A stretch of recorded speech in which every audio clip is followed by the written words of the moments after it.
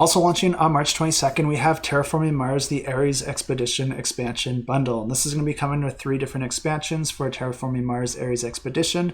And if you're not familiar with Ares Expedition, this is a simplified version of Terraforming Mars, which is going to have a more simplified, smaller board. It's going to have a little bit more focus on the card play and play in a shorter play time. And if you're not familiar with Terraforming Mars, this is also a card game, but it has a lot of different moving parts in it. You're going to have a board where you're trying to make Mars a habitable planet. You're going to be building different cities, forests, and oceans. And a big part of this is by purchasing and playing different cards so that you build up an engine that's going to grow rapidly throughout the game for you to convert resources into other resources to generate things like heat, oxygen, and raise the livability of Mars in general. And one thing to note here is that the original Terraforming Mars game is ranked number 4 of all time on Board Game Geek right now, so a lot of people do prefer the original Terraforming Mars game to Ares Expedition, while a lot of other people do feel like it does offer a different type of game, where if you want the Terraforming Mars experience but you don't want such a long involved game,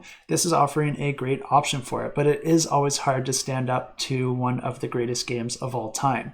But one thing I do like about the simplified version of Terraforming Mars is that it does offer a lot of opportunity for expansion. Since you are starting with a more simple game, it gives you some more room to add complexity. And this campaign is going to be doing that with 3 new modules that players can add to their game. The first one is the Discovery expansion, which is going to add some different ways for players to score victory points. There's awards, which open up the door for some more endgame scoring, and then there's milestones, which allow players to gain some victory points throughout the game. This one's also going to add a little bit more to the game itself, like some upgraded phase cards and wild tags introduced to the game, which I think is a great idea because it'll also speed up the game a little bit, since searching for the different tags that you need will be a little bit faster when you have wild tags as an option. The second expansion is the Foundations expansion. This one's a little bit more straightforward, as it's primarily adding some new material so that the game can be played with up to 6 players, but it's also going to be adding a little bit more to the game as well, because there's going to be a new score track added for infrastructure, which is a new terraforming metric that players can pursue,